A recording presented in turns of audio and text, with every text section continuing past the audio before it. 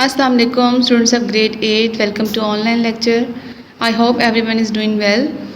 Students, हम लोगों ने चैप्टर नंबर 4 नेचुरल डिज़ास्टर्स कुदरती आफात स्टार्ट किया हुआ है और आज हम उसका नेक्स्ट टॉपिक पढ़ेंगे फ्लड्स यानी सैलाब। चलिए इसकी रीडिंग स्टार्ट करते हैं। सैलाब से मुराद दरिया में मुमकिन तौर पर पानी का ऐसा ऊंचा बहाव है जो दरिया के किनारों से बाहर बह निकले और किनारों के करीब आबाद और इर्द गिर्द की नशेबी आबादियों को तबाह करने की सलाहियत रखता हो। अलावा अजी सैलाब के वकूफ़ पज़ीर होने से समाजी माशरती और माहौलियाती तनज़्ज़ुली का अंदेशा हो तो इसे कुदरती आफत तस्वर किया जाता है। अब फ्लड क्या है कि जब कभी भी दरिया में जो है वो पानी का इस तरह से बहाव होगा, बहुत ज़्यादा जो है वो अमाउंट में वाटर आ जाएगा और इतना ज़्यादा हो जाएगा कि वो उसके जो है साइड से बाहर निकल आएगा और इर्द गिर्द के जो करीबी इलाके हैं, स्पेशली जो नशेबी इलाके हैं जो थोड़े से नीचे हैं उससे उधर जो है वो तबाही मचाएगा। इसके साथ साथ जानी और माली नुकसान इतना ज़्यादा होगा कि मुल्क जो है वो गरीब हो जाएगा, यानी समाजी और माशरती तौर पे जो है वो तनज़्ज़ुली का शिकार हो जाएगा वो एरिया, या माहौलियाती तौर पे पोल्यूशन वहाँ पे ज़ाहिर हो जाएगी बहुत ज़्यादा। तो जब कभी भी इस तरह से पानी का बहाव होगा तो हम इसको बोलेंगे कुदरती आफत है। ठीक है। सैलाबी मैदानों में वाक़ किसी भी तमीराती ढांचे, कच्चे मकानात और ऐसी इमारतें जिनकी बुनियादें कम गहरी हों को नुकसान पहुँच सकता है।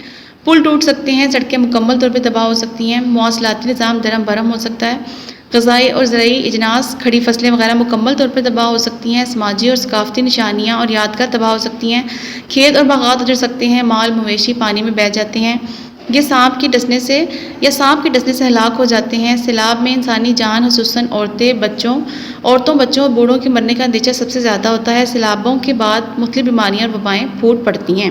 अब सैलाब की क्या तबाहकारियाँ हैं आप लोग देख लें। इसे कुदरती आफत हम क्यों बोलते हैं कि जानी नुकसान के साथ साथ जो है माली नुकसान होगा, सड़कें टूट जाएंगी, ठीक है, खड़ी फसलें जो हैं वो तबाह हो जाएंगी।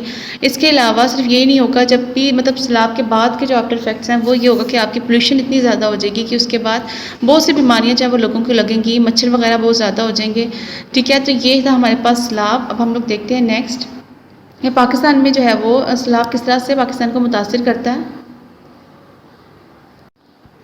पाकिस्तान में दरियाओं का एक कुदरती निज़ाम मौजूद है। यहाँ बहने वाले पाँचों दरियाओं का माखज़ शुमाली पहाड़ी सिलसिलों में है। इन बुलंद बाला पहाड़ी इलाकों में कुतुबैन की तरफ के बाद दुनिया के सबसे बड़े बर्फ़ के ज़ख़ीरे ग्लेशियर की सूरत में पाए जाते हैं। इन ग्लेशियर्स के पिघलने से दरियाओं में सारा साल पानी रवा रहता है। अब उनके पाकिस्तान में क्योंकि 5 बड़े दरिया हैं, तो ये पाँचों के पाँचों दरिया जो हैं वो कहाँ से स्टार्ट हो रही होती हैं, नॉर्दर्न एरियाज़ में जो हमारा माउंटेनस पूरी रेंज है उधर से इनका जो है वो स्टार्ट होता है।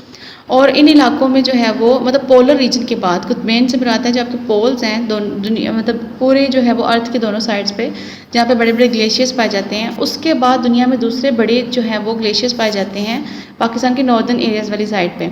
इन ग्लेशियर्स के पिघलने से क्या होता है कि पानी जो है वो पूरा साल जो है बहता रहता है और इन दरियाओं को जो है वो भरता रहता है। शुमाली पहाड़ी सिलसिलों के दामनी इलाके और इन दरियाओं के बलाई मैदानी इलाकों में मानसूनी बारिशों के हिस्से में वाक़ हैं। लिहाजा मौसम गर्मा में जब बर्फ़ ज़्यादा मिकदार में पिघलती है तो दामनी और मैदानी इलाकों में मानसून का मौसम जोबन पर होता है और बारिशें पूरी शिद्दत से बरस रही होती हैं। तो ग्लेशियर से आने वाले पानी और बारिश का पानी मिलकर दरियाओं में तूफ़ानी या सैलाब का सबब बनता है। अब क्या होता है कि जब भी गर्मी ज़्यादा होती है तो ग्लेशियर्स जो है वो मेल्ट होना स्टार्ट हो जाते हैं, तो उनके मेल्ट होने से वो पानी जो है वो दरियाओं में जमा होना शुरू हो जाता है। इसके साथ साथ उसके जो इर्द गिर्द के इलाके हैं, जिनके मैदानी जितने इलाके हैं हमारे जो है वो पंजाब वाली साइड पे पूरे पाकिस्तान में, और उनमें जो है वो स्पेशली मानसून का सीज़न स्टार्ट हो जाता है। तो बारिशें जो है वो अब बारिशों के साथ साथ वो जो ग्लेशियर्स में से पानी आ रहा है वो जो है वो मिलके डबल हो जाता है। तो चांसेस होते हैं हर साल जो है ख़ास टाइम पे आके आप मुल्क में जो है वो सैलाब आ जाता है। अब हिफाजती इक़दाम क्या क्या किए जा सकते हैं, इससे कैसे बचा जा सकता है। सैलाब से मुमकिन तौर पर मुतासर होने वाले इलाकों के अवाम में सैलाबी खतरे से आगाही और शऊर को बेदार किया जाए, एक इनखलाई मनसूबा तैयार किया जाए और नागज़ीर सूरत हाल में महफूज तरीके से लोगों का खतरे के इलाके से हिला अमल में लाया जाए। सैलाब में गिरे हुए लोगों को इलाके से निकाला जाए। पहला काम क्या किया जा सकता है कि लोगों को इस बारे में जो है वो गाइड करें कि अक्सर लोग कहते हैं कि हमने अपना घर नहीं छोड़ना, ठीक है, सैलाब में वो बहुत ज़्यादा नुकसान बर्दाश्त कर जाते हैं लेकिन उधर ही रह रहे होते हैं। तो क्या होता है, लोगों को पहले जो है इस तरह का शौर दिलाया जाए और उस पूरे इलाके को खाली कर लिया जाए। इनखला का मतलब है कि उस जगह को खाली कराया जाए और लोगों को किसी दूसरी जगह पर शिफ्ट किया जाए और उनको घरों से जो है वो निकाला जाए जिस भी तरीके से पॉसिबल हो। उसके लिए जो है वो गवर्नमेंट को मतलब ये स्टेप्स लेने होंगे। सैलाब से मुतासरा इलाके में बिजली और गैस की सप्लाई मुनक़ता कर दी जाए ताकि किसी भी हादसे से बचा जाए। अब क्या होगी, जब बिजली वगैरह से खतरा होता है कि अक्सर पानी जहाँ पे खड़ा होता है वहाँ पे करंट वगैरह आ रही होती है, तो एक तो सैलाब से लोगों की जानी नुकसान होता है, साथ दूसरा जो है वो बिजली और गैस की वजह से जो है वो बिजली की वजह से करंट का सामना करना पड़ता है और गैस की सप्लाई लाइन फटने से आग लगने का खतरा होता है। तो किसी भी जो है वो हादसे से बचने के लिए एक काम ये किया जा सकता है कि उस इलाके की जो है वो बिजली और गैस जो है वो बंद कर दी जाए। सैलाब से महफूज इलाकों में कैंप कायम किए जाएँ, मुतासरीन की इज़्ज़त नफ्स को मजरूह किए बगैर इन्हें एक महफूज ठिकाना और खुराक मुहैया की जाए। कैंपों में पनाह गज़ीन लोगों को उनके घरों तक वापस लाने के लिए मुनासिब सहूलतें फराहम की जाएँ। घरों को दोबारा तामीर और आबादकारी में हुकूमती और गैर हुकूमती सतह पर लोगों की मदद की जाए। अब लोगों को जो है वो कैंप्स लगाए जाएँ और उसमें लोगों को फ्री फूड प्रोवाइड किया जाए, मतलब लोगों को जब वहाँ से अपने एरिया से निकाल के किसी दूसरी जगह पर शिफ्ट किया जाए तो उनको जो है वो फूड भी प्रोवाइड की जाए, उनका ख्याल रखा जाए जब तक वो वापस नहीं चले जाते हैं, ठीक है। और इसके अलावा जो है वो ये जो है काम गवर्नमेंट के लेवल पे भी होगा। इसके अलावा अपनी मदद आपके तहत जो NGOs वगैरह काम कर रही हैं वो भी जो है या आम लोग भी उनकी मदद कर सकते हैं। तो ये हिफाजती इक़दाम हैं कि अब सैलाब के बाद जो भी उसके इफ़ेक्ट्स होंगे उससे लोगों को किस तरह से बचाया जाए, ठीक है स्टूडेंट्स। अब हम लोग इसका जो है वो एक्सरसाइज पे आप लोग आ जाएँ, इसके आंसर मार्क करते हैं।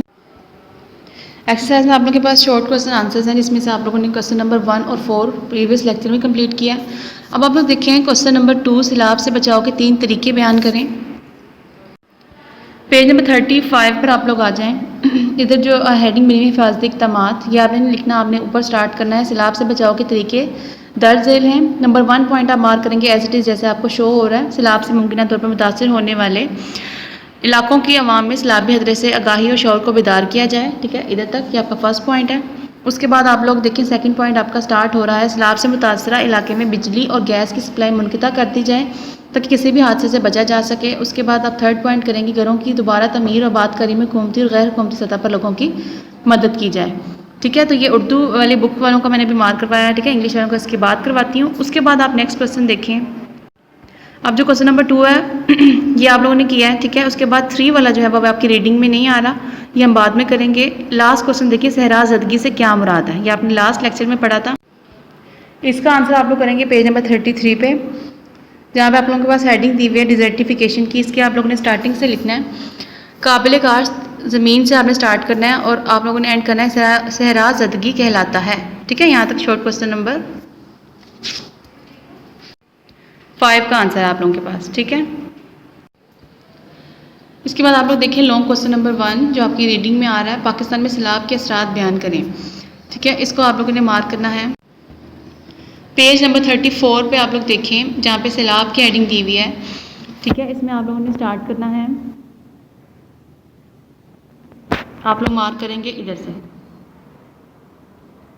सैलाबी मैदानों में वाक़या किसी भी तामीराती ढांचे कच्चे मकानात, ठीक है। इधर से आप लोग स्टार्ट करेंगे और एंड तक लिखेंगे और कोशिश कीजिएगा इसको आप लोग पॉइंट्स बना के लिखें सारे पैराग्राफ को, ठीक है। तो ये लॉन्ग क्वेश्चन नंबर 1 का आपके पास आंसर है। अब इंग्लिश मीडियम वाले बुक वाले जो हैं वो बच्चे देख लें।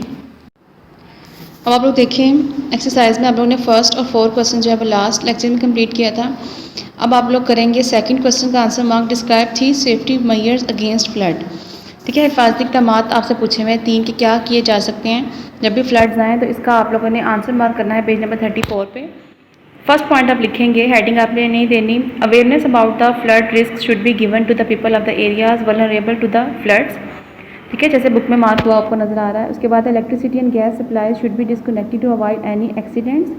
उसके बाद efforts should be made on the governmental and non governmental side for the reconstruction of the houses and rehabilitation of the affected, ठीक है। पॉइंट नंबर 3 पॉइंट्स हैं जो आप लोगों से पूछे हुए हैं, सेफ्टी मेजर्स हैं, ये आप लोगों ने इसका आंसर लिखना है।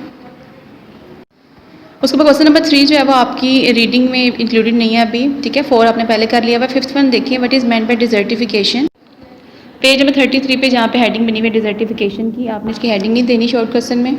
आप लिखेंगे the extension of the desert at the expense of the cultivable lands is called the desertification, ठीक है, ये इसका आंसर लिखेंगे। उसके बाद आप लोग आ जाएं लॉन्ग क्वेश्चन नंबर 1 पे, describe the impacts of flood in Pakistan, ठीक है। पाकिस्तान में क्या जो है वो असरात होते हैं फ्लड के, ठीक है, वो आप लोगों ने बताना है। आप लोगों ने करना है पेज नंबर 34 पर आप लोग आ जाएं, ठीक है। जिधर से आपका लिखा हुआ है थर्ड लाइन जहाँ पे एंड हो रही है, इट कैन डैमेज, इधर से आप लोगों ने स्टार्ट करना है, इट कैन डैमेज, और इट की जगह आप लोगों ने लिख देना है flood. Flood can damage any constructional framework, uncemented housing and the buildings without deep foundations, It may destroy the bridges, roads, communication lines, crops, farms, orchards, livestock and the cultural monuments as well. Loss of the lives, especially of the women, children and aged can occur along with the spread of the diseases and the epidemics. यहाँ तक आप लोगों ने complete लिखना है, ठीक है। It से स्टार्ट करना है, इट की जगह फ्लड लिखना है और एंड तक लिखना है आप लोगों ने। और इसमें आप कोशिश करें कि इसको आप लोग पॉइंट्स की फॉर्म में लिखें, ठीक है। इधर से इधर तक आपका आंसर है लॉन्ग क्वेश्चन नंबर 1 का, ठीक है स्टूडेंट्स। अब आप लोगों ने इसको नीट कॉपीज़ पे नोट डाउन करना है और इसको आप लोगों ने अच्छी तरह से लर्न भी करना है। अल्लाह हाफिज़।